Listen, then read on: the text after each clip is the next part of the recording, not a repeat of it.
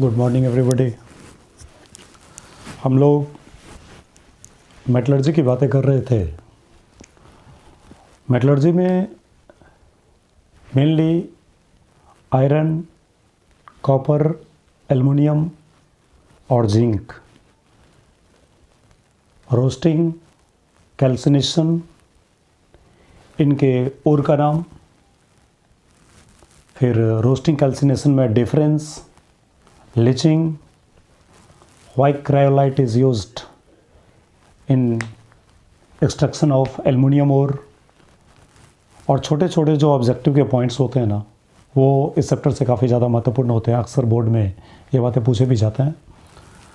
तो आपको असाइनमेंट 1 में जितने भी क्वेश्चन हैं उन क्वेश्चन को ज़्यादा से ज़्यादा हद तक आप सॉल्व करें और उसे कमांड करने की कोशिश करें। तो हम लोग आज ऑब्जेक्टिव का डिस्कशन कर रहे हैं। सबसे पहला क्वेश्चन जो आपको दिया हुआ है कि सिनेबार के बारे में असाइनमेंट में देखेंगे। पहला क्वेश्चन में दिया हुआ है सिनेबार। तो पहला क्वेश्चन में मैं आपको जानकारी देना चाह रहा हूँ कि सिनेबार जो होते हैं ना, वो मरकरी के ओर होते हैं। HGS मरकरी के ओर। तो हम लाइन लिखते हैं, ओर ऑफ मरकरी। मरकरी का जो ओर होता है वो HGS होता है और इसका नाम होता है सिनेबार। क्या नाम होता है? Cinnabar.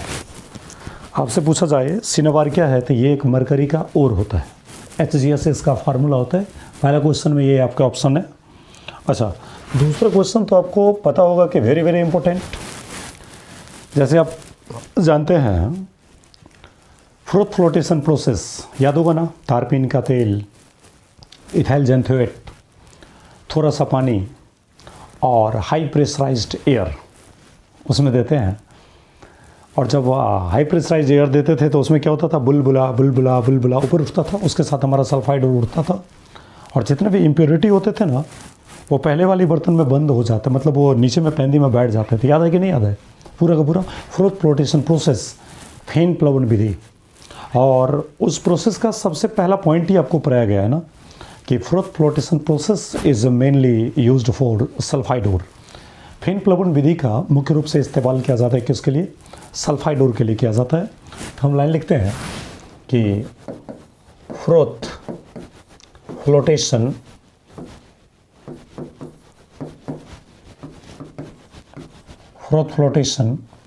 process is mainly used for sulfide ore। Fruit flotation process मुख्य रूप से इस्तेमाल होता है किसके लिए? सल्फाइड ओर के लिए इस्तेमाल होता है, फेन प्लवन विधि। दूसरा क्वेश्चन यही था। तीसरा क्वेश्चन बोल रहा है कि malachite is an ore of. Malachite, malachite नाम याद है क्या? कॉपर के कई सारे ओर का नाम हमने लिखवाया था। आपको अगर याद हो तो तीसरा क्वेश्चन गौर से देखिए। तीसरा क्वेश्चन असाइनमेंट में देखिएगा। ये आप कौन सा चैप्टर की बातें कर रहे हैं? मेटलर्जी।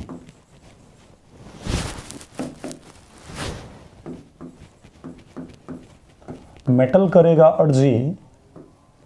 क्या अर्जी करेगा?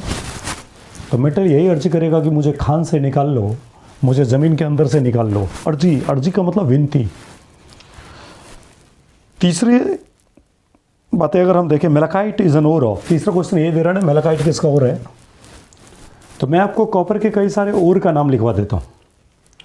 ओर of copper. Ore of copper का नाम अगर लिखा जाए, कॉपर के इनमें से ओर कौन से होंगे? तो कॉपर का ओर का नाम आपको याद है ना? सबसे पहला कॉपर का ओर, हम सबसे पहले पॉइंट लिखते थे कॉपर पायराइट। कॉपी में देखिएगा पूरा नोट किया हुआ है, कॉपर पायराइट। इसको नोट कीजिए, कॉपर पायराइट। ये था CuFeS2। ये कॉपर पायराइट जो था ना, ये क्या था? मुख्य अयस्क था, मेन ओर। अगर कॉपर पायराइट के बारे में बात किया जाए तो कॉपर के मुख्य अयस्कों में से कॉपर पायराइट जो होता है ना, वो मेन ओर होता है, मुख्य अयस्क होता है। अच्छा, इसी तरह से आप और भी और का नाम पढ़े हैं, एक और मैं एक्स्ट्रा लिखता हूँ, क्यूपराइट। क्यूपराइट नाम सुने हैं ना, क्यूपराइट। इसका फार्मूला आप लिखे होंगे Cu2O, क्यूपराइट का Cu2O। और तीसरा और अगर देखा जाए तो मेलाकाइट, तीसरा और है मेलाकाइट। मेलाकाइट ये है तीसरा और आपका मेलाकाइट है CuCO3.CuOH का होल 2, ये मेलाकाइट और है। तो तीसरा क्वेश्चन में गौर से देखिए ना, तो तीसरा क्वेश्चन ये बता रहा है ना कि मेलाकाइट जो और है वो किसका और है। तो मेलाकाइट देखो ना, मेलाकाइट में ऐसे भतेरे कॉपर, दो टाइम्स कॉपर आए हुए हैं, तो मेलाकाइट और जो है ना वो कॉपर का ही और होता है। तो पहला में लाइन मैंने लिखा है कि मरकरी का और सिनेबार HGS होता है। दूसरा मैंने लिखा है कि फ्रोथ फ्लोटेशन का प्रोसेस का इस्तेमाल किया जाता है किसके लिए, फ्रोथ फ्लोटेशन प्रोसेस का इस्तेमाल किया जाता है मुख्य रूप से सल्फाइड ओर के लिए। एक तरफ देखिए फ्रोथ फ्लोटेशन प्रोसेस और एक तरफ देखिए यहाँ पे सल्फाइड ओर, ये आपका पॉइंट हुआ। और तीसरा बात किया जाता है कि कॉपर के मुख्य एस्कों का नाम अगर पूछा जाएगा तो कम से कम 2 एस्क, एक कॉपर ग्लास भी पड़े होंगे Cu2S, इसी में आ जाएगा, अभी स्पेस नहीं है, 2 एस्क का नाम काफ़ी है, 2 एस्कों का नाम याद रखें। तो कॉपर के मुख्य एस्कों में एक कॉपर पायराइट होते हैं, एक और एस्क ले लिया जाए तो क्यूपराइट Cu2O, और एक लिया जाए मेलाकाइट CuCO3.CuH का होल 2। ये आपके 3 क्वेश्चन है। 4 नंबर क्वेश्चन अगर देखा जाए तो formula of copper pyrite, copper pyrite का फार्मूला ये देखिए CuFeS2, यही है ना कॉपर पायराइट का। तो 4 नंबर क्वेश्चन भी इसी में है। 4 नंबर क्वेश्चन भी आप गौर से देखिए ना, ऑब्जेक्टिव का 4 नंबर इसी से मिल जाएगा, कॉपर पायराइट। अच्छा, 5वां क्वेश्चन में बोल रहे हैं ना ओर ऑफ एल्युमिनियम, एल्युमिनियम के ओर मैंने रटने का ट्रिक बताया था ना, DBG दरभंगा, याद है क्या, D से डायस्पोर, B से बॉक्साइट और G से गिब्साइट, याद है क्या, डायस्पोर बॉक्साइट गिब्साइट। और इस फार्मूला को लिखने का तरीका था कि Al2O3 डॉट पहली बार में 1H2O, दूसरी बार में 2H2O और तीसरी बार में 3H2O। मैं आपको लिख के बताता हूँ तो आप बेहतर ढंग से समझेंगे। ये 5 नंबर क्वेश्चन देख लीजिए, ओर ऑफ एल्युमिनियम। 5 नंबर क्वेश्चन की अगर बात किया जाए, 5 नंबर क्वेश्चन का अगर बात किया जाए तो यहाँ पे देखिए लिखा हुआ है ओर ऑफ एल्युमिनियम, तो मैंने लिखा ओर ऑफ एल्युमिनियम। एल्युमिनियम के एस्कों का नाम अगर बोला जाए तो ओर ऑफ एल्युमिनियम, मान लीजिए पहला दिया जाए D, फिर दिया जाए B, फिर दिया जाए G, ऐसा दिया जाए DBG दरभंगा। तो D से मैंने बताया था आपको रटने का ट्रिक, डायस्पोर, याद है, डायस्पोर। दूसरा क्या था, बोलो जल्दी बोलो, बॉक्साइट, दूसरा था बॉक्साइट, और अगला क्या है, गिब्साइट, तो मैंने लिख दिया गिब्साइट। अच्छा बताइए DBC, ऐसे तो आप एल्युमिनियम के 3 और का नाम याद कर लोगे, और इसका फार्मूला बनाना बड़ा ही आसान है। कैसे, देखिए इस डायस्पोर का जो फार्मूला होता है वो होता है Al2O3.1H2O। अच्छा 1H2O आप लिखें या ना लिखें कोई फ़र्क नहीं पड़ता है, Al2O3 आप अगर इसी को ऐसा लिख देंगे Al2O3.H2O ऐसा लिख देंगे ना, वो भी चलेगा, Al2O3.H2O ये भी चलेगा। और 1H2O कर दिए तो भी कोई दिक्कत नहीं है। बॉक्साइट का अगर लिखें तो जैसे वहाँ पे 1 डाले तो अगला में 2 डालेंगे, तो यहाँ पे हो जाएगा Al2O3.2H2, ऐसा कर देंगे 2H2O। अच्छा अगला लिया जाए गिब्साइट, गिब्साइट में क्या होगा, Al2O3.3H2O, ऐसा लिखेंगे, इसको इरेज किया जाए Al2O3.3H2O, जल्दी निकालिएगा। असाइनमेंट में जाके देखिए 5 नंबर क्वेश्चन बोल रहे हैं ना कि ओर ऑफ एल्युमिनियम, एल्युमिनियम के एस्कों का नाम, तो क्या होगा Al2O3.2H2O, बॉक्साइट, बॉक्साइट है, चलेगा। 6 नंबर क्वेश्चन बोल रहा है what are the chief ore of copper, copper के मुख्य एस्कों का नाम, अभी देखिए बताए थे, अभी बस मैं स्लैब को पीछे कर रहा हूँ। अभी देखिए कॉपर पायरेट, कॉपर के मुख्य अयस्क chief ore, that is main ore. Chief ore का मतलब क्या, मेन ओर, ये बताया था। 6 नंबर क्वेश्चन।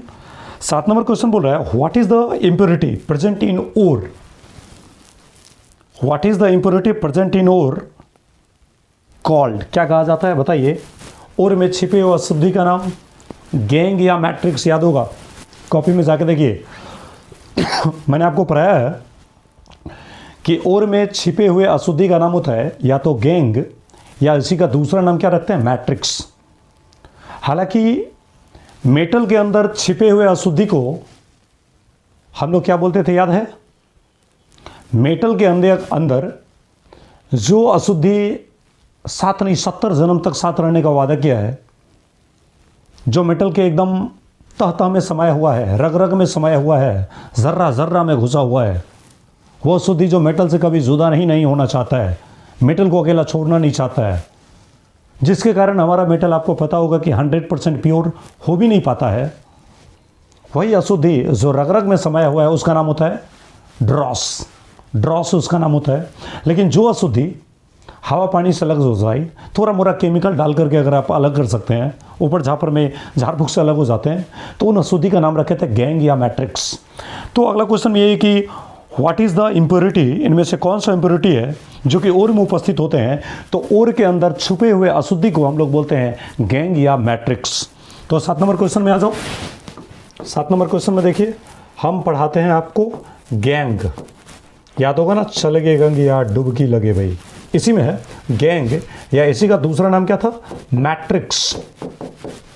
मैट्रिक्स, गैंग या इसी को क्या बोलते हैं, मैट्रिक्स। क्या होता है जल्दी बोलो। तो ओर के अंदर छिपे हुए अशुद्धि का ही नाम रखा जाता है गैंग या मैट्रिक्स। तो हम लिखते हैं impurity associated with ore, impurity associated, impurity associated with ore, impurity associated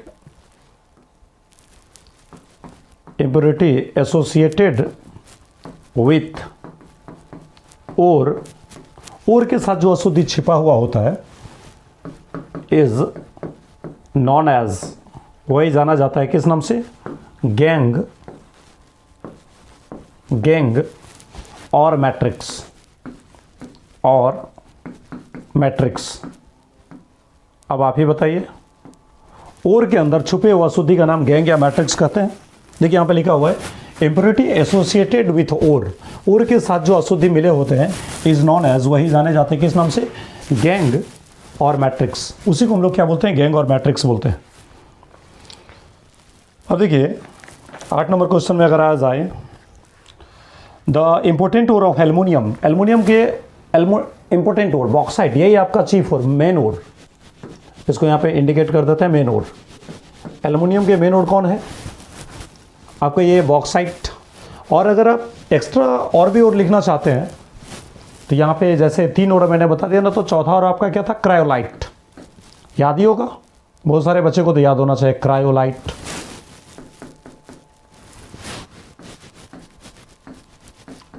cryolite क्या होता है, फार्मूला बोलिए, Na3Al(F6), ये होता है ना क्रायोलाइट का। एल्युमिनियम का ही चौथा और मैंने लिख दिया क्रायोलाइट। 9 नंबर क्वेश्चन को अगर देखिए, 8 नंबर क्वेश्चन तो यहीं से बन जाएगा ना। 8 नंबर क्वेश्चन का मैं नंबरिंग यहीं से कर देता हूँ। 8 नंबर क्वेश्चन, ये क्या नाम दिया था, इम्पोर्टेंट ओर ऑफ एल्युमिनियम। 8 नंबर क्वेश्चन भी यहीं से सॉल्व हो जाएगा, देख लीजिए, बॉक्साइट होते हैं। और 9 नंबर क्वेश्चन जो है वो बता रहा है कि डोलोमाइट मिनरल कंटेंट्स, मतलब डोलोमाइट में क्या होता है, ऐसा ही क्वेश्चन है, डोलोमाइट के अंदर क्या होता है। तो डोलोमाइट सबसे पहले मैं बता दूं कि मैग्नीशियम कोर होते हैं। तो ये 7-8 हो गया। अब 9 नंबर क्वेश्चन पे चलते हैं। तो 9 नंबर क्वेश्चन आपका क्या बता रहा है, गौर से देखो। तो 9 नंबर क्वेश्चन बोल रहा है कि डोलोमाइट में क्या होता है। तो भाई डोलोमाइट में क्या होता है तो तुरंत पता लग जाएगा। आ जाइए डोल डाल वाले माइट। तो हम सबसे पहले आपको एक लाइन पढ़ाता हूँ, ओर ऑफ मैग्नीशियम। मैग्नीशियम का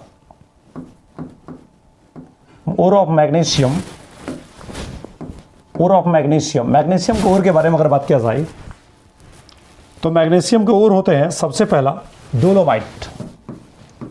डोलोमाइट एक लाइन तो समझ में आ गया, और डोलोमाइट। अब फिर आपके दिमाग में आ रहा होगा कि सर इसका फार्मूला क्या होगा। इसका फार्मूला होता है MgCO3.CaCO3, ये है डोलोमाइट। MgCO3.CaCO3 ये होता है डोलोमाइट। और एक और फार्मूला लिख लीजिए, हालांकि ये भी आप जानते होंगे, जब आपको कॉम्प्लेक्स कंपाउंड पढ़ाए होंगे तो आपको एक फार्मूला पढ़ाए होंगे, कार्नालाइट, डबल सॉल्ट का एग्जांपल। तो वो भी होता है यहाँ पे कार्नालाइट। ये होता है क्या चीज़, KCl.MgCl2.6H2O, ये कार्नालाइट। ये भी होता है एग्जांपल। 9 नंबर क्वेश्चन का, डोलोमाइट मिनरल में क्या पाया जाता है, आप ही बताइए। डोलोमाइट मिनरल में MgCO3.CaCO3 मैग्नीशियम की ओर होते हैं, ओर ऑफ मैग्नीशियम, ये होता है मैग्नीशियम की ओर। 10 नंबर क्वेश्चन की अगर बात किया जाए, गौर से देखो, smelting involves reduction of metal oxide with.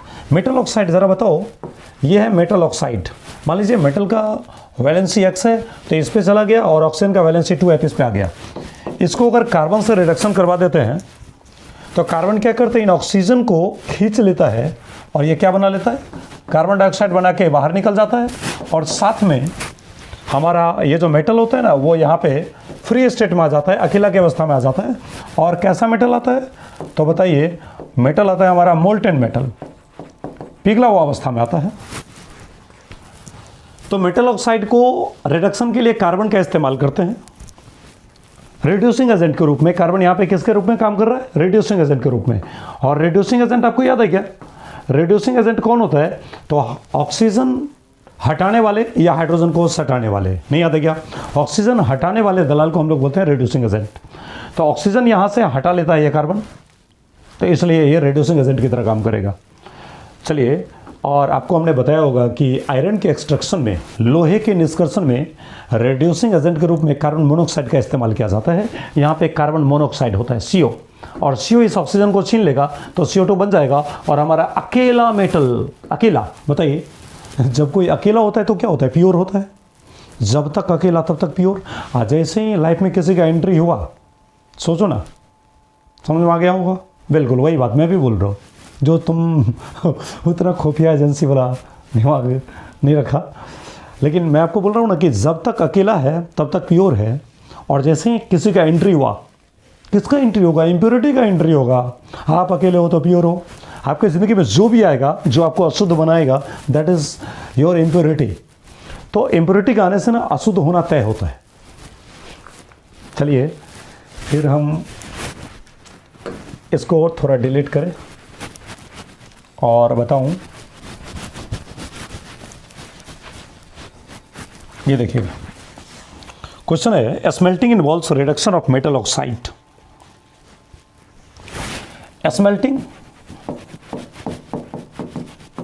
Smelting या इसी का दूसरा नाम होता है carbon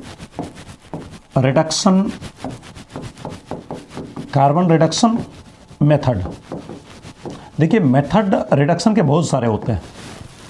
carbon reduction method, hydrogen reduction method, carbon monoxide reduction method, self reduction method, या सेल्फ रिडक्शन का ही दूसरा नाम होता है ऑटो रिडक्शन मेथड। लेकिन हम लोगों को ना मेनली कार्बन रिडक्शन मेथड के बारे में ही बात करना होता है। तो कार्बन रिडक्शन मेथड में कार्बन जो होता है ना, वो रिड्यूसिंग एजेंट की तरह काम करता है। तो उसमें क्या किया जाता है कि मेटल ऑक्साइड को गर्म किया जाता है कार्बन के उपस्थिति में, जहाँ पे कार्बन क्या करता है, एक रिड्यूसिंग एजेंट की तरह काम करता है, और मेटल ऑक्साइड के ऑक्सीजन को हटाने का काम करता है। रिड्यूसिंग एजेंट का काम ही क्या होता है, ऑक्सीजन को हटाओ। तो मेटल ऑक्साइड में आप देख रहे हो ना, मेटल ऑक्साइड में ये मेटल हमारा है काम का, लेकिन ये जो ऑक्साइड है ना अशुद्धि, ये ऑक्साइड अशुद्धि है बेकाम का। और हमारे पास कोई ऐसा तकनीक हो जिस टेक्निक के जरिए हम इस ऑक्सीजन को अगर डिलीट कर दे, यहाँ से हटा दे, तो जैसे ही यहाँ से ऑक्सीजन देखिए हट गया तो हमारा क्या बचा, अकेला मेटल। बोलिए, मेटल के साथ कोई बगल में नहीं है, क्योंकि जो था वो तो भाग गया। इसका मतलब हमारा मेटल पहले की तुलना में क्या हो चुका है, शुद्ध हो चुका है। हालांकि ये रिडक्शन है, प्यूरिफिकेशन का एक प्रोसेस है, हमारा प्यूरिफिकेशन नहीं चालू हुआ है, क्योंकि प्यूरिफिकेशन इसके बाद आएंगे, रिडक्शन के बाद। अभी मेटल को मेल्ट करने के लिए, मेटल को पिघलाने के लिए और मेटल के साथ जुड़े हुए अशुद्धि को हटाने के लिए हम लोग रिड्यूसिंग एजेंट के रूप में या तो कार्बन का इस्तेमाल करते हैं, या कार्बन मोनोऑक्साइड का इस्तेमाल करते हैं, या हाइड्रोजन का इस्तेमाल करते हैं, या ऑटो रिडक्शन होता है। इतने सारे मेथड होते हैं हमारे पास। लेकिन यहाँ पे हमें कार्बन रिडक्शन मेथड के बारे में बात कर रहा है, स्मेल्टिंग के बारे में बात कर रहा है। तो स्मेल्टिंग किसे कहते हैं? आपसे अगर पूछा जाएगा मान लीजिए 2 नंबर में कि व्हाट इज स्मेल्टिंग, तो स्मेल्टिंग किसे कहते हैं? देख लो, यहाँ से समझ में आ जाएंगे। ये मान लीजिए मेटल ऑक्साइड है, हमने इसको गर्म किया कार्बन की उपस्थिति में, तो कार्बन क्या करेगा? यहाँ के ऑक्सीजन को छीन लेगा और CO2 बना के बाहर निकल जाएगा, और हमारा मोल्टेन मेटल यहाँ पर पिघला हुआ अवस्था में रिलीज हो जाएगा, निकल जाएगा। तो हम बोलेंगे heating of metal oxide in the presence of carbon, due to which molten metal gets obtained and also oxygen attached with carbon and released as CO2 gases. This process is known as smelting, or it is also known as carbon reduction method. तो मेरे कहने का line ये है ना कि metal oxide को carbon के साथ रिएक्शन करवाया जाता है, साथ में गर्म किया जाता है, जिससे कि हमारा शुद्ध मेटल, हालांकि शुद्ध तो नहीं हो पाता है, लेकिन फिर भी मोल्टेन मेटल हमें प्राप्त होता है, जो पहले के तुलना में तो जरूर शुद्ध हो चुका है, क्योंकि ऑक्सीजन भाग चुका है। और जो भी ऑक्सीजन होते हैं ना, वो कार्बन के साथ जुड़ करके ना कार्बन डाइऑक्साइड बना लेता है और बाहर निकल जाता है। यही प्रोसेस का नाम रखा जाता है स्मेल्टिंग प्रोसेस। तो हम लाइन लिखते हैं, देख लेंगे, यहाँ पे लिखते हैं, लाइन हमारा यही होगा, it is a process of heating of metal oxide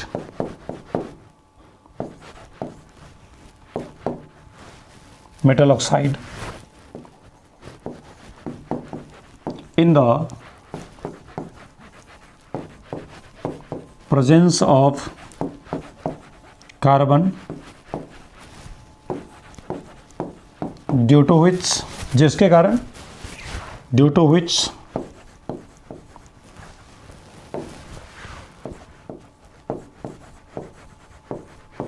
molten metal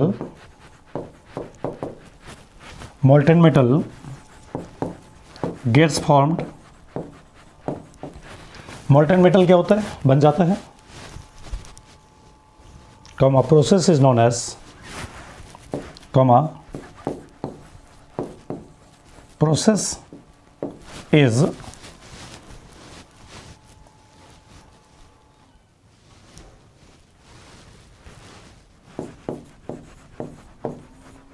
known as smelting, और इसी का क्या नाम है? और कार्बन रिडक्शन मेथड। इसी को क्या बोलते हैं? कार्बन रिडक्शन मेथड, या इसी को बोलते हैं स्मेल्टिंग। अब ज़रा गौर से सोचे तो लाइन बड़ा ही ईजी है, देख लो। इट इज़ अ प्रोसेस, यह क्या है? स्मेल्टिंग एक प्रक्रिया है, किसका? तो of heating of metal oxide को गर्म करने का, इन द प्रेजेंस ऑफ कार्बन की उपस्थिति में मेटल ऑक्साइड को गर्म करने का प्रक्रिया है, ड्यू टू विच, जिसके कारण मोल्टेन मेटल गेट्स फॉर्म, जिसके कारण पिघला हुआ धातु में प्राप्त होता है। और यह प्रक्रिया जाना जाता है किस नाम से?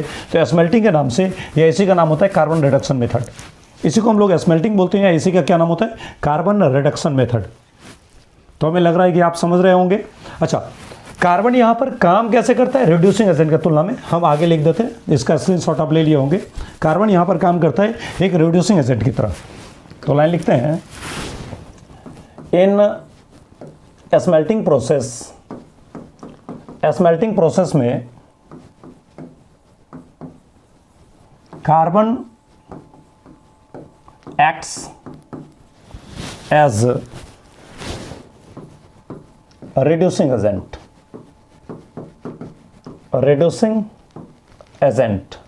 बताइएगा लाइन, स्मेल्टिंग की प्रक्रिया में कार्बन कैसे काम करता है? एक रिड्यूसिंग एजेंट की तरह काम करता है। अच्छा, बात आते हैं रिड्यूसिंग एजेंट।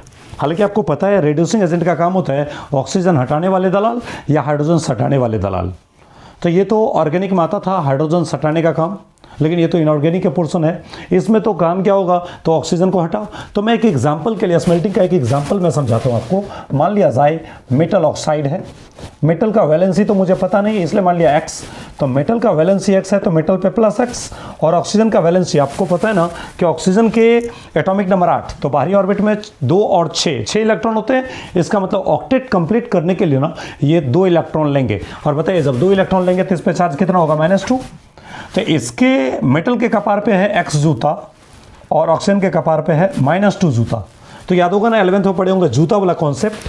तो यहाँ से एक जूता इसको मारेगा और ये एक जूता इसको मारेगा, तो बोलिए क्या बन जाएगा, मेटल के पास 2 आ जाएगा और ऑक्सीजन के पास x आ जाएगा। तो इससे कंपाउंड क्या बनेगा, मेटल ऑक्साइड यानी M2X। इसका जूता इसको मारो, इसके कपार का जूता इसके पैर में जाएगा, चलेगा। तो इस तरह से ये मेटल ऑक्साइड लिया और यहाँ पे कार्बन लिया है। ये कार्बन कैसे काम करेगा, एक रिड्यूसिंग एजेंट की तरह काम करेगा। तो कार्बन है ना हमारा, ये कार्बन कैसा काम कर रहा है, रिड्यूसिंग एजेंट की तरह काम कर रहा है, रिड्यूसिंग एजेंट की तरह काम कर रहा है। और ये कार्बन करेगा क्या, तो इस कार्बन इस ऑक्सीजन को छीन लेगा, मेटल अकेला हो जाएगा। और ये अकेला मेटल, अकेला चना तो बाहर नहीं फोड़ता। अब अकेला मेटल हो गया, बोलिए मेटल अकेला हो गया तो अब शुद्ध हो गया ना। ये कैसा मेटल है, मोल्टेन मेटल आ गया, मोल्टेन मेटल आ गया, शुद्ध धातु हमें प्राप्त हो ही गया अंततः। यही प्रक्रिया, अच्छा इस प्रक्रिया में क्या किया जाता है ना, धातु को थोड़ा सा गर्म किया जाता है, एकदम हीटिंग किया जाता है, स्ट्रांगली हीटिंग। तो ये हमारे स्मेल्टिंग प्रोसेस का पूरा जानकारी था। अच्छा एक लाइन मैं नोट के लिए आपको लिखवा दूं, नोट के लिए आप ध्यान रखेंगे क्या चीज़, तो ध्यान आप ये रखेंगे कि बाकी सारे मेटल में रिडक्शन के लिए आप कार्बन का इस्तेमाल करोगे चलेगा, लेकिन स्पेशली लोहा के एक्सट्रैक्शन में, लोहा के शुद्धिकरण में carbon monoxide is used as reducing agent. Carbon monoxide का इस्तेमाल किया जाता है रिड्यूसिंग एजेंट की तरह। तो लाइन में लिखता हूं, इन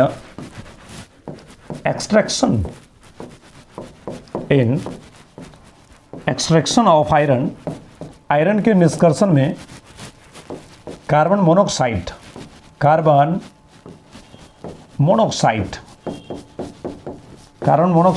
ब्रैकेट में क्या लिखेंगे, CO। बोलिए ना कार्बन मोनोऑक्साइड का फार्मूला CO। तो carbon monoxide is used as reducing agent. बोलिए कार्बन मोनोऑक्साइड का इस्तेमाल कैसे करते हैं, एक रिड्यूसिंग एजेंट की तरह आप कार्बन मोनोऑक्साइड का इस्तेमाल करते हैं, चलेगा। लाइन समझ गए होंगे। तो स्मेल्टिंग प्रोसेस में 10 नंबर क्वेश्चन तो समझ गए ना। 10 नंबर क्वेश्चन को मैंने काफ़ी लंबा खींच लिया, हालांकि 2 नंबर का बना दिया इसको 1 नंबर से। स्मेल्टिंग प्रोसेस है तो इसमें कार्बन का रिडक्शन के लिए, मेटल ऑक्साइड के रिडक्शन के लिए किसका इस्तेमाल करते हैं, तो कार्बन का इस्तेमाल करते हैं, चलेगा। लाइन 10 नंबर क्वेश्चन हो गया। और 11 नंबर क्वेश्चन में पूछ रहा है कि इम्प्योरिटी प्रेजेंट इन मिनरल। बताइए मिनरल में जो इम्प्योरिटी हो, और में जो इम्प्योरिटी हो, उसे हम लोग क्या बोलते हैं, गैंग या मैट्रिक्स बोलते हैं। ये क्वेश्चन तो मैंने अभी करवाया था थोड़ी देर पहले। 11 नंबर क्वेश्चन के बारे में अगर बोला जाए तो मैंने बोला था 11 नंबर क्वेश्चन यही लाइन कि इम्प्योरिटी प्रेजेंट इन और इज नॉन एज, किस नाम से, गंग या गैंग, या इसी को क्या बोलते हैं, मैट्रिक्स भी बोलते हैं। इसको बोलते हैं हम लोग क्या से, मैट्रिक्स। 11 नंबर क्वेश्चन हो गया ना, गैलेना ये और का लेड होता है। 11 नंबर क्वेश्चन देखिए, 11 हो गया। 12 नंबर क्वेश्चन देखिए, 12 नंबर क्वेश्चन यहां से आ जाएगा 12। Galena is an ore of, galena का फार्मूला क्या होता है, गैलेना GALENA, गैलेना इसका फार्मूला होता है PbS। ये क्या होता है, ओर ऑफ लेड, लेड, ये पीबी को क्या बोलते हैं? लेड प्लम्बम, इसको लेड बोलते हैं ना। अच्छा, ब्लास्ट फर्नेस में 13 नंबर क्वेश्चन देखो तो, आपको याद है क्या? एक भट्टी का इस्तेमाल करते थे, ऐसे बनाते थे, ऐसे ऐसे ऐसे ऐसे ऐसे, वो इसको थोड़ा सा ये करें, ऐसे ऐसे ऐसे देते थे और इसको ऐसे ऐसे बांटते थे, याद है क्या? और इससे थोड़ा सा यहाँ पे गेट ओपन होता था, गेट इससे ओपन होता था। इधर अगर मान लीजिए एक मेटल जा रहा है तो इधर आपका इम्प्योरिटी, तो इधर अशुद्धि तो हल्का होता है ना, तो इधर से क्या निकलेगा बोलिए? इम्प्योरिटी। और इधर से क्या निकलेगा? इधर से आपका निकलेगा मोल्टेन मेटल निकलेगा। और ये रहा आपका भट्टी, ऐसे भट्टी है ये, और इस भट्टी में आप ऑक्सीजन डालते थे, ऑक्सीजन का झोंका इधर से होता था, ब्लास्ट ऑफ O2, याद आ रहा है क्या? याद आ रहा होगा। इसको हम लोग बोलते थे कप एंड कोन अरेंजमेंट, इसका नाम रखे थे ऐसे करके, इस वाले पोर्शन को cup and cone arrangement, cup and cone arrangement, याद है क्या? थोड़ा थोड़ा याद आ रहा होगा, थोड़ा याद आना चाहिए ना, थोड़ी जी आप करो। अब बताइए, इसमें एक ऐसे ढांचा डालते थे ना, ऐसे करके ऐसे डालते थे, इसको ऊपर उठा देते थे, तो हमारा भट्टी क्या होता था? लॉक हो जाता था। ये पीले वाले इस उजले वाले में अटैच हो जाएंगे ना, भट्टी लॉक हो जाएगा ना। इसके बाद इसमें डालने वाले मटेरियल का नाम हम लोग रखते थे चार्ज, इसमें डालते थे क्या चीज़? चार्ज, याद है ना? आयरन के एक्सट्रैक्शन में बनाए थे, लोहे के निष्कर्षण में। तो ये इसी भट्टी का नाम, चूंकि इसमें ब्लास्ट ऑफ O2, ऑक्सीजन का झोंका डालना पड़ता था, तभी हमारा कोयला जलता था, मेटल पिघलता था। तो ये हमारा भट्टी था। इस भट्टी का नाम, चूंकि ब्लास्ट ऑफ O2 का इसमें यूज़ पड़ता है ना, इसलिए इस भट्टी का नाम क्या रखे थे? Blast furnace. नाम क्या रखे थे? यहाँ पे लिख देता हूँ, ब्लास्ट फर्नेस। बताइए, इसका इस्तेमाल किया जाता है in the extraction of iron, in extraction of iron के निष्कर्षण में आप ब्लास्ट फर्नेस का इस्तेमाल करते हैं। आयरन के निष्कर्षण में, यानी लोहे के निष्कर्षण में, लोहे के शुद्धिकरण में आप blast of O2, blast furnace का इस्तेमाल करते थे। वात्या भट्टी इसे हिंदी में बोलते हैं। तो वात्या भट्टी का इस्तेमाल किस में किया जाता है? आयरन में किया जाता है। कॉपर में नहीं बताए थे, याद होगा ना? एल्युमिनियम में भी नहीं बताए थे। ऐसे भट्टी का डिज़ाइन हम किस में बनाए थे? सिर्फ लोहा में बनाए थे। तो ऑप्शन देखिए ना, which of the following oxide is reduced in blast furnace? Blast furnace में किसका इस्तेमाल होगा रिडक्शन के लिए? तो आयरन ऑक्साइड का, कॉपर ऑक्साइड का, सोडियम ऑक्साइड का, जिंक ऑक्साइड का। भाई आयरन ऑक्साइड का इस्तेमाल होगा ना, क्योंकि यह सिर्फ और सिर्फ मैंने आयरन के लिए बनाया था। 14 नंबर क्वेश्चन में बोल रहे हैं ना कि mineral from which metal is extracted is called ore. बताइए क्या 14 नंबर क्वेश्चन, थोड़ा सा मैं पेज चेंज कर लूँ,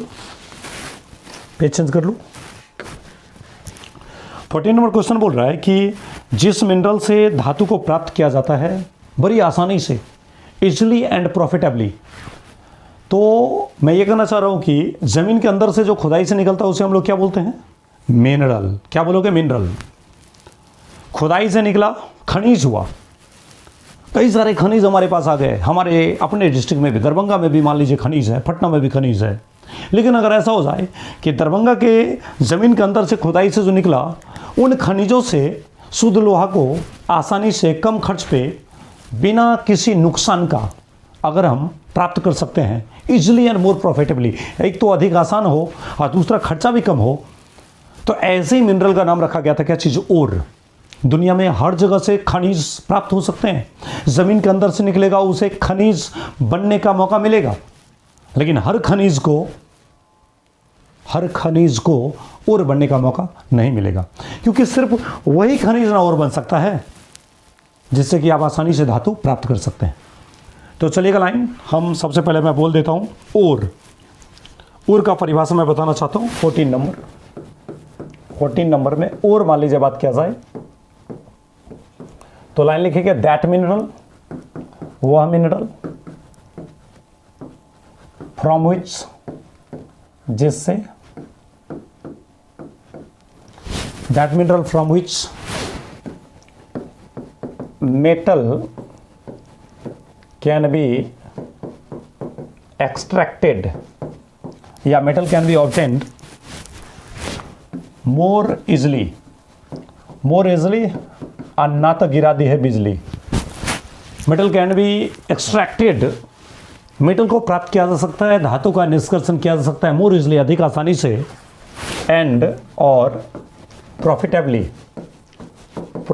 मतलब समझ रहे ना, दुनिया में और चीज समझे ना समझे ये तो समझ में आना ही चाहिए।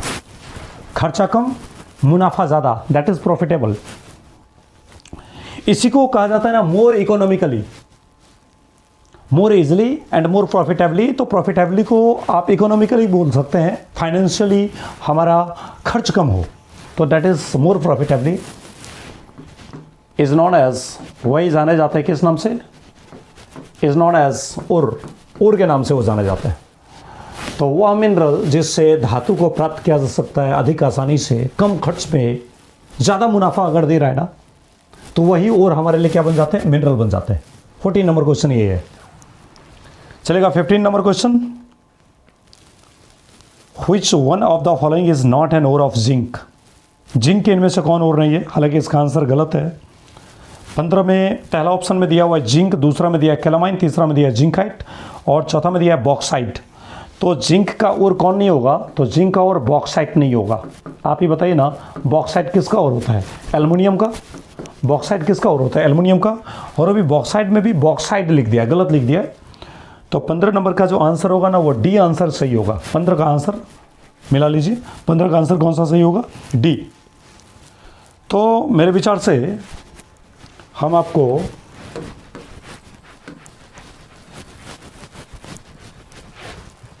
ये 15 में बोल रहा है कि ओर ऑफ जिंक, तो मैं जिंक के ओर का नाम ही क्यों ना लिख दूं, आसानी से पता लग जाएगा। क्योंकि कभी कभी क्या होता है ना कि 2 नंबर में और के 2 और के नाम लिख दिए जाते हैं कि भाई आयरन के 2 और का नाम बताइए, एल्युमिनियम के 2 और का नाम बताइए, जिंक के 2 और का नाम बताइए, इस टाइप से क्वेश्चन पूछे जाते हैं। तो मैं इसके लिए आपको लिख देता हूँ कि ओर ऑफ जिंक, अगर लिख दिया जाए ओर ऑफ जिंक, बोले जिंक का ओर, तो जिंक का तो हमें लगता है कि आपको आना चाहिए। पहला जिंक ब्लेंड, जिंक ब्लेंड। तो जिंक ब्लेंड क्या होता है, ZnS। बताइए ये कैसा और होता है, ये तो आपका है मेन और। जिंक के मुख्य एस कौन होते हैं, जिंक ब्लेंड। अच्छा अगला कौन है, कैलामाइन। कैलामाइन भी होते हैं, कैलामाइन होता है, इसका फार्मूला होता है ZnCO3। और बताइए अगला है जिंकाइट। जिंकाइट भी होता है हमारा मेन और, इसका फार्मूला होता है ZnO। लेकिन हमारे मुख्य इसके कौन होते हैं, जिंक ब्लेंड होते हैं। Zinc blende is the main ore of zinc. ये हमारे 15 नंबर क्वेश्चन है। अच्छा 16 number question, which of the following statement is true. निम्नलिखित में से कौन सा स्टेटमेंट सत्य है।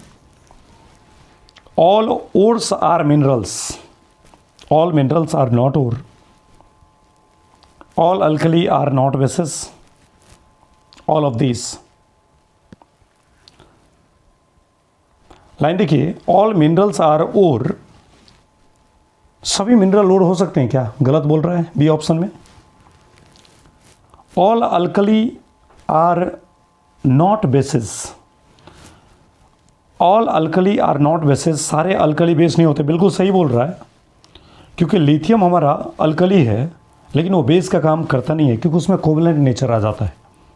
पहला ऑप्शन बोला है ऑल ओर्स आर मिनरल्स, ये तो बिल्कुल ब्रह्म सत्य है कि सभी और जो होंगे ना वो मिनरल होंगे। 16 नंबर क्वेश्चन में आ जाइए तो, हालांकि आपके कॉपी से उठाया हुआ क्वेश्चन है, आप गौर से देखिए ना, कॉपी में जाके अगर देखोगे ना तो लाइन मिल जाएगा। जहाँ हम और मिनरल का परिभाषा पढ़े होंगे ना, तो हम एक लाइन लिखे होंगे नीचे में कि दुनिया के जहाँ जहाँ से आप ज़मीन के अंदर से खुदाई से निकालते हैं तो वो आपके लिए खनिज है। खनिज ज़मीन के अंदर से निकाला तो वो आपके लिए खनिज है। लेकिन हर जगह से खनिज हमें प्राप्त होगा, लेकिन हर खनिज को हम ऐसा नहीं बोल सकते और नहीं बोल सकते हैं।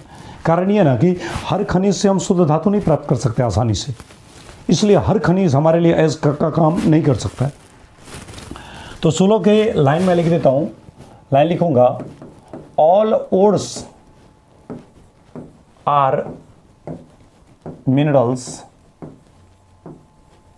बट लेकिन all minerals are not ore, और मिनरल्स आर नॉट ओर। 17 नंबर क्वेश्चन बोल रहा है रोस्टिंग के बारे में। तो मेरे विचार से, और 20 नंबर क्वेश्चन में जाके देखिए ना, पूछ रहा है ना कि रोस्टिंग और कैल्सिनेशन का एग्जाम्पल भी पूछ रहा है। तो रोस्टिंग कैल्सिनेशन बार बार आ रहा है ना, तो मेरे विचार से मैं पढ़ाई लेता हूँ 17 नंबर, 17 नंबर, और देखिए 20 का ए नंबर, सॉरी 20 का बी नंबर, ये दोनों रोस्टिंग के बारे में बोल रहा है। इसके बाद मैं कैल्सिनेशन पढ़ा लूँगा, तो 20 का ए और बी दोनों खत्म हो जाएगा। तो 17 में आ जाइए, रोस्टिंग। रोस्टिंग क्या होता है इसके बारे में बात किया जाए। रोस्टिंग बताइए, रोस्टिंग में क्या किया जाता है। तो मेटल के पाउडर को सबसे पहले मैं बताऊं कि आप फिजिकल मेथड जो पढ़ लेते हैं ना, पानी से धुलाई करें या मैग्नेट से सेपरेशन करें या फ्लोटेशन करें, हवा का झोंका दीजिए, चुन के अलग कीजिए, हैंड पिकिंग कर लो या फिर से विनोइंग कीजिए। आप देखते हैं ना गांव में वो ये धान को लोग ऐसे ऐसे करके फेंकते हैं और उसके बाद उसे ऐसे करके हवा का झोंका देते हैं, या कभी कभी धान को ऐसे तेज़ पंखा का हवा देते रहते हैं और धान को ऐसे उड़ाते रहते हैं। तो उससे क्या होता है ना कि धान का खखरी जो होता है वो अलग होते रहता है, तो वो विनोइंग होता है। पानी से धुलाई करते हैं तो ये आपके लिए हाइड्रेशन का प्रोसेस होता है, लेविगेशन होता है। और दूसरा उसके बाद मैग्नेटिक सेपरेशन लगाते हैं, उससे भी नहीं होता है तो मान लीजिए फ्लोटेशन लगाते हैं। और इन सबसे अगर हमारा नहीं हो रहा है ना, तो रोस्टिंग कैल्सिनेशन या लीचिंग लगाते हैं। तो रोस्टिंग कैल्सिनेशन लीचिंग जो होता है ना कि केमिकल रिएक्शन का एग्जाम्पल होता है, उसमें रासायनिक अभिक्रिया होता है। तो रोस्टिंग कैल्सिनेशन में क्या किया जाता है, तो मेटल के पाउडर को गर्म किया जाता है मेल्टिंग पॉइंट से कम टेम्परेचर पे। देखिए मेल्टिंग पॉइंट से कम टेम्परेचर पे लेने के पीछे कारण ये ना कि अगर आप जितना मेल्टिंग पॉइंट है, मेल्टिंग पॉइंट जितना है, अगर उस मेल्टिंग पॉइंट पे आप पाउडर को गर्म करोगे ना, तो जैसे आटा जो होता है ना, आटा हमारा पाउडर के फॉर्म में होता है और आटा में थोड़ा सा पानी देते हैं तो वो लस्सा बन जाता है, लस करने लगता है, गोंद की तरह बन जाता है। अरे रोटी बेलने के लिए जो आप सबसे पहले ऐसे वो आटा इतना सा गुत्था लेते हैं, उसमें आटा मान लीजिए 1 किलो आटा मैंने लिया, उसमें पानी डाला, उसको ऐसे ऐसे मिक्स किया, बोलिए लस्सा बनना शुरू हो गया ना, लस करने लगा होगा। और उसके बाद उसमें से थोड़ा लीजिए और ऐसे कीजिए, तो अब वो ज़्यादा चपने लगता है। तो आप ही बताइए, अगर मेटल का पाउडर है, बुरादा फॉर्म में है, बालू के फॉर्म में है, पाउडर के रूप में है, तो ज़मीन पे छितरा देंगे और उसको गर्म करना शुरू कर दिया। या आप चाउमीन वाले को देखे होंगे ना, बड़ा सा वो गर्म करने वाला होता है, उसको क्या बोलते हैं, तबिया बोलते हैं, तवा। वो बड़ा सा होता है, उस पर आप पाउडर को डाल देते हो, गर्म करते हो। अगर गर्म ज़्यादा कर दोगे ना, तो वो सारे के सारे पाउडर क्या होंगे, पिघल जाएंगे, और पिघल जाएंगे तो लस हो जाएगा, और लस हो जाएगा तो बताइए इतना बड़ा सा लोहिया बन जाएगा। और लस्सा के अंदर में, पिघले हुए धातु के अंदर में जो भी अशुद्धि एंट्री कर गया है, क्या उस अशुद्धि को बाहरी ऑक्सीजन से रिएक्शन करने का मौका नहीं मिलेगा। और हमारा मकसद क्या है कि हम अगर मेटल के पाउडर के साथ अशुद्धि को अगर हम गर्म करेंगे, तो गर्म करने के दौरान बहुत सारे अशुद्धि का जो टुकड़ा है, कण है, वो वायुमंडल के ऑक्सीजन से रिएक्शन करके भाग जाएगा। और हमारे जो शुद्ध मेटल है ना, वो शुद्ध मेटल पाउडर के रूप में ही ऊपर में बचा हुआ रहेगा। और जैसे ही शुद्ध मेटल ऊपर में पाउडर के रूप में बचा हुआ रहेगा, तो आप तो समझ रहे हो ना कि हमारा मेटल प्योर हो गया पहले की तुलना में। तो रोस्टिंग क्या होता है ना कि ऑक्सीजन की पर्याप्त मात्रा में मेटल के पाउडर को गर्म करते हैं मेल्टिंग पॉइंट से कम टेम्परेचर पे, यही प्रक्रिया कहलाता है रोस्टिंग। और रोस्टिंग और कैल्सिनेशन में बस थोड़ा सा फर्क होता है। रोस्टिंग में ऑक्सीजन की पर्याप्त मात्रा देते हैं, तो मेनली रोस्टिंग लगाया जाता है सल्फाइड ओर के लिए। जैसे आप फ्लोटेशन प्रोसेस जानते हैं कि इस्तेमाल किए जाते हैं सल्फाइड ओर के लिए, तो उसी प्रकार से एग्जैक्टली हमारा ये जो रोस्टिंग है ना, ये भी मेनली किया जाता है किसके लिए? सल्फाइड ओर के लिए। तो ऑक्सीजन की पर्याप्त मात्रा में मेटल के पाउडर को गर्म किए जाते हैं मेल्टिंग पॉइंट से कम टेम्परेचर पे, यही प्रक्रिया कहलाता है रोस्टिंग। और ऑक्सीजन की अगर लिमिटेड सप्लाई करेंगे, इसका मतलब जिस बर्तन में आप कैल्सिनेशन करना चाह रहे हो तो उस बर्तन को चारों तरफ से बंद होना चाहिए। बंद रहेगा तो क्या होगा, उस बंद बर्तन के अंदर में जितने भी ऑक्सीजन है वो पाउडर उन ऑक्सीजन से तो रिएक्शन कर सकता है, लेकिन बाहर से उसे ऑक्सीजन की ज़रूरत पड़ेगी ना, तो नहीं होगा। हालांकि इसमें ज़रूरत पड़ता ही नहीं, क्योंकि इसमें हम लोग ज़्यादातर टर्नरी ओर को करते हैं और रोस्टिंग में हम लोग जनरली बाइनरी ओर का इस्तेमाल करते हैं। बाइनरी और टर्नरी ओर, जिसमें 2 कंपोनेंट होंगे बाइनरी, जिसमें 3 अवयव होंगे टर्नरी। अभी मैं लिखूंगा तो बताऊंगा आपको। तो लिखेंगे process of heating of, 20 number question भी देखिएगा, 20 का ए और बी इसी से मैच करेगा। Process of heating of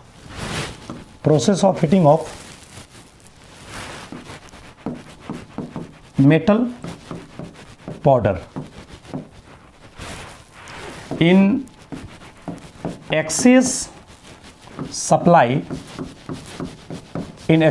of oxygen की पर्याप्त मात्रा में बिलो मेल्टिंग पॉइंट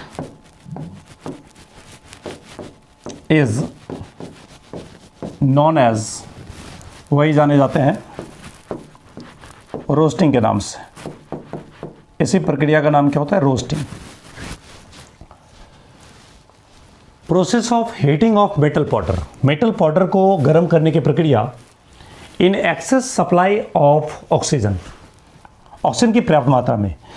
अब फिर यहाँ पे लाइन उठता है ना कि ऑक्सीजन की पर्याप्त मात्रा क्या बाहर से लाके देते हो? नहीं, बर्तन को अगर खुला छोड़ देंगे ना, तो खुले वातावरण में हम अगर किसी चीज़ों को गर्म करेंगे तो वातावरण मेरा खुला हुआ है, उसमें ऑक्सीजन जितना लेना होगा ना आराम से खुले वातावरण में ले लो।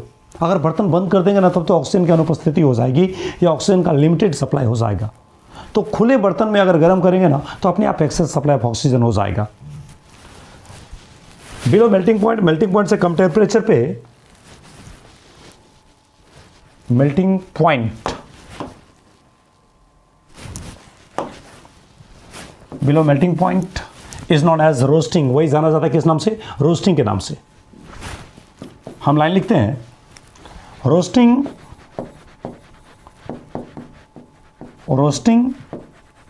Mainly used for sulphide ore. रोस्टिंग मुख्य रूप से इस्तेमाल किया जाता है किसके लिए? सल्फाइड ओर के लिए। जैसे एग्जाम्पल के लिए बात किया जाए ना, ZnS, बताइए यहाँ पर ऑक्सीजन की उपस्थिति ज़्यादा होना चाहिए। तो हालांकि हम जानते हैं कि ऑक्सीजन कहाँ से मिल जाएगा? खुले वातावरण से। तो खुले वातावरण से जो मिलेगा ना, मतलब एयर से हमें मिल जाएगा, और इसको गर्म करेंगे बिलो मेल्टिंग पॉइंट, तो क्या होगा ना कि ये सल्फर जो ऑक्सीजन है, देख लीजिए, एक जिंक है दूसरा सल्फर है, एक जिंक दूसरा सल्फर, 2 अशुद्धि है, 2 है ना, इसमें 2 अवयव है, तो नाम क्या होगा? बाइनरी ओर, जिसमें सल्फर अशुद्धि और जिंक हमारा काम का है। जिंक ब्लेंड से हमें आ रहा है, तो सल्फर अशुद्धि इस ऑक्सीजन से रिएक्शन करके SO2 बना के बाहर निकल जाएगा, और ये जो आपका जिंक है ना, वो शुद्ध मेटल हमें मिलने की चांसेस ज़्यादा बढ़ जाता है। तो सल्फर ऑक्सीजन से रिएक्शन करके SO2 गैस बना के बाहर निकल गया, और साथ में हमें क्या मिल गया? तो साथ में मिल गया जिंक ऑक्साइड ZnO। अगर आप बैलेंस करने का प्रयास करोगे ना, तो कैसे बैलेंस होगा बताइए? यहाँ पर 1 ऑक्सीजन है और यहाँ पर 2 ऑक्सीजन है, 3 ऑक्सीजन है, तो इसको अगर 3/2 कर दीजिएगा, तो 3/2 को जब 2 से गुना होगा, तो आप ही बताइए 3/2 गुना 2, 2 कट जाएगा, तो 3 ऑक्सीजन इधर भी आ जाएगा। तो मेनली रोस्टिंग में बाइनरी ओर का इस्तेमाल किया जाता है, जबकि कैल्सिनेशन जब हम करेंगे ना, तो कैल्सिनेशन में मुख्य रूप से किसका इस्तेमाल करेंगे? तो कैल्सिनेशन में मुख्य रूप से इस्तेमाल किया जाएगा टर्नरी ओर का। भागजो भाई, तुम कहाँ से आ गया? हाँ, तो रोस्टिंग में मेनली बाइनरी ओर का इस्तेमाल किया जाता है और कैल्सिनेशन में मेनली टर्नरी ओर का इस्तेमाल किया जाता है, ऐसा बोला। अब देखिए, जहां पर एक्सेस सप्लाई ऑफ ऑक्सीजन है ना, उस एक्सेस को अगर लिमिटेड कर दिया जाए या फिर से एब्सेंस बोल दिया जाए, ऑक्सीजन की एब्सेंस में, अनुपस्थिति में मेल्टिंग पॉइंट से कम टेम्परेचर पे मेटल के पाउडर को गर्म करने की जो प्रक्रिया होती है वही कहलाता है कैल्सिनेशन। कैल्सिनेशन मेनली इस्तेमाल किया जाता है कार्बोनेट ओर के लिए। तो मैं इससे आगे पढ़ाने वाला हूँ आपका कैल्सिनेशन। इससे आप देख लीजिए 20 नंबर के क्वेश्चन भी लग रहे होंगे और 17 नंबर का क्वेश्चन भी लग रहा होगा। तो मैं इससे आगे अब चलता हूँ, ये 17 नंबर। अच्छा, रोस्टिंग के ठीक बाद मेरे विचार से कैल्सिनेशन पढ़ा ही लेना चाहिए। कैल्सिनेशन, कैल्सिनेशन, कैल्सिनेशन, इसमें क्या किया जाए? तो process of heating of, process of heating of metal powder, process of heating of metal powder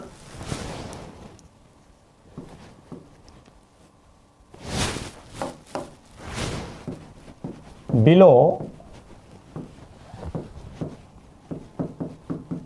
melting point, below melting point in limited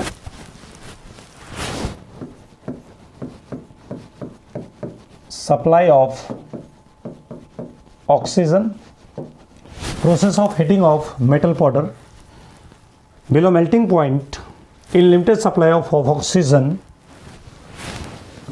is known as calcination। वही प्रक्रिया जाना जाता है किस नाम से? कैल्सिनेशन के नाम से जाना जाता है। बोलिए, रोस्टिंग और कैल्सिनेशन में ज़रा सा फर्क है। उसमें जिस बर्तन में गर्म करेंगे वो बर्तन खुला होगा और जिसमें गर्म करेंगे कैल्सिनेशन के लिए वो बर्तन बंद होगा, क्योंकि लिमिटेड सप्लाई बोलिए या एब्सेंस ऑफ ऑक्सीजन बोलिए। दूसरा बात, कैल्सिनेशन इस्तेमाल किया जाता है जनरली कार्बोनेट ओर के लिए, जबकि रोस्टिंग इस्तेमाल किया जाता है सल्फाइड ओर के लिए। लाइन लिखते हैं, calcination, calcination mainly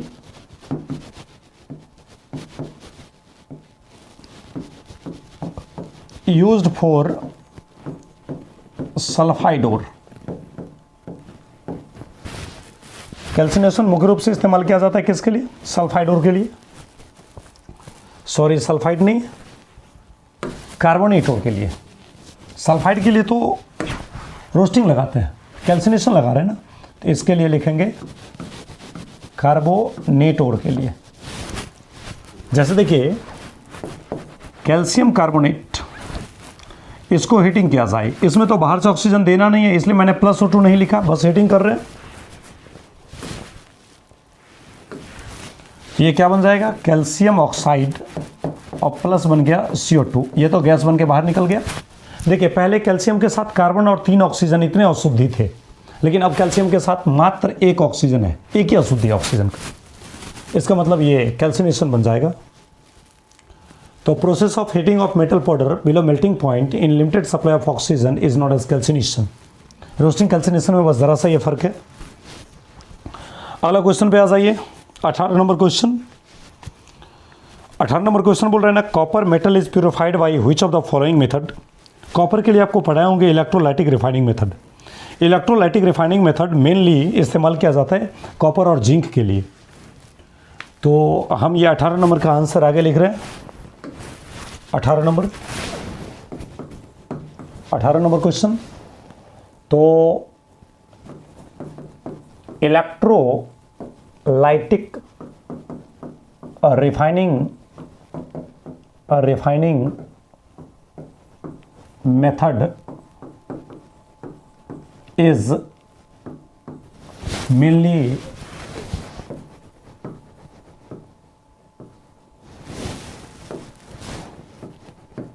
mainly used for purification of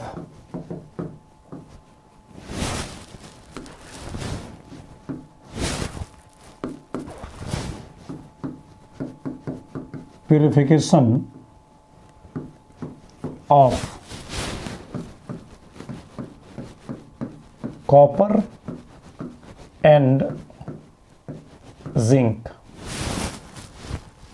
copper और जिंक के प्यूरिफिकेशन के लिए मुख्य रूप से इलेक्ट्रोलाइटिक रिफाइनिंग मेथड का इस्तेमाल किया जाता है।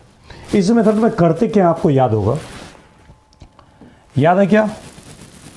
जिसका रॉड उसी के सॉल्ट का सॉल्यूशन। एक मोटा रॉड लिया जाता है और एक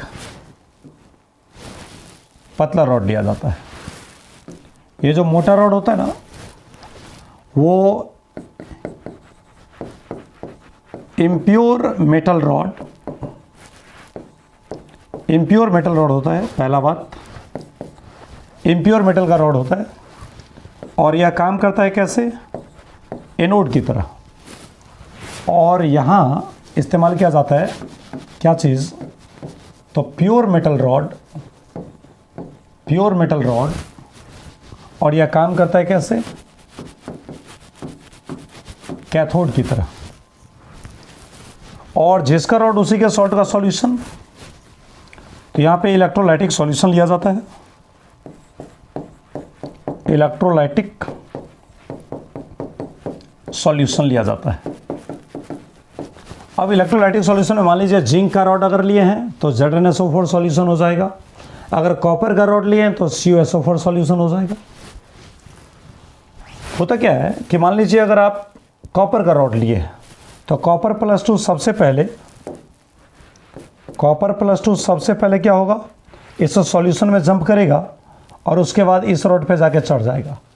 और इस तरह से ये एनोड जो दुबला पतला है वो धीरे धीरे एनोड के ऊपर में एक कॉपर का लेयर बन जाएगा। ऐसे कॉपर का लेयर बन जाएगा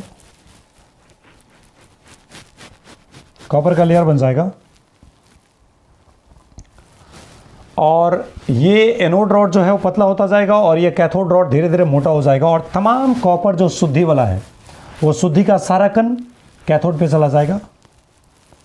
और यहाँ नीचे में अशुद्धि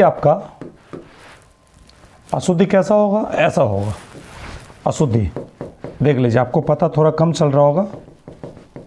यह अशुद्धि जो है ना वो नीचे में जमा हो जाएगा। और चूंकि एनोड के नीचे में कचरा जमा हुआ इसलिए इस कचरा का नाम रखा गया एनोड मड। क्या बोलेंगे इसको? एनोड मड बोलते हैं।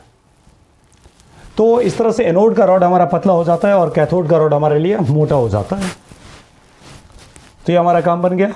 इलेक्ट्रोलाइटिक रिफाइनिंग मेथड में यही होता है।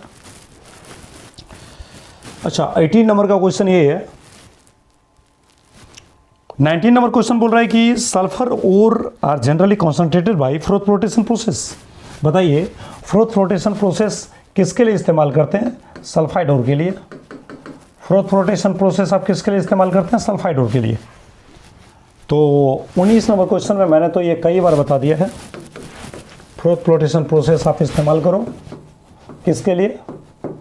फ्रोथ फ्लोटेशन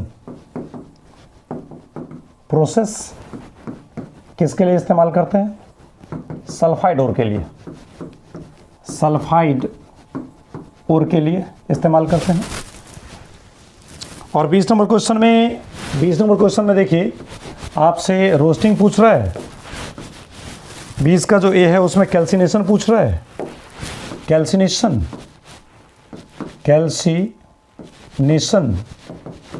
और दूसरा जो है वो रोस्टिंग पूछ रहा है। और इन लोगों को पूछ रहा है एग्जाम्पल के साथ। तो एग्जाम्पल तो आपको याद ही होगा। कैल्सिनेशन का मैंने एग्जाम्पल बताया था कि कैल्शियम कार्बोनेट को जब ऑक्सीजन के एब्सेंस में या फिर से लिमिटेड सप्लाई में जब हीटिंग किया जाता है तो कैल्शियम ऑक्साइड और साथ में क्या बन जाता है? CO2 बन जाता है। और रोस्टिंग में क्या किया जाता है? मेनली सल्फाइड ओर का काम किया जाता है। और जिंक सल्फाइड और प्लस O2 ये बना लिया तो जिंक ऑक्साइड और प्लस क्या बन गया? SO2 बन गया था, याद है ना? और रोस्टिंग कैल्सिनेशन का डेफिनेशन दे दीजिए। 20 नंबर क्वेश्चन तक हम यहाँ रखते हैं। फिर 20 के बाद आपका मेनली इसमें इस्तेमाल किया जाता है क्या चीज़? लोहा, तांबा, एल्युमिनियम और जिंक, इन 4 मेटल का एक्सट्रैक्शन पढ़ना है इसमें।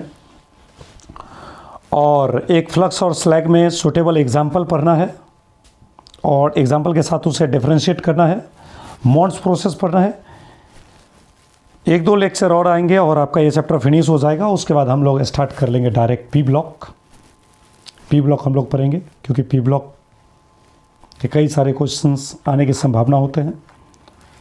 तो आप जो भी वीडियो में पढ़ाया गया, हो सकता है आपको थोड़ा स्लो लगे, तो आप वीडियो की रफ्तार बढ़ा करके आप पूरे को रिवीजन कर ले। मेरे विचार से एक बार आप स्क्रीनशॉट सारे का ले लीजिए। ये आपके पहले पेज है,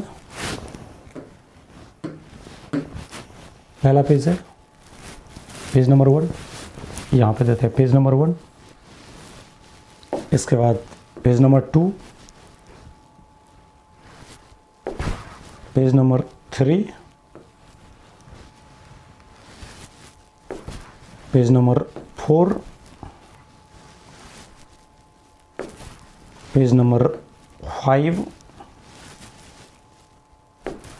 page number 6, page number 7, page number 8,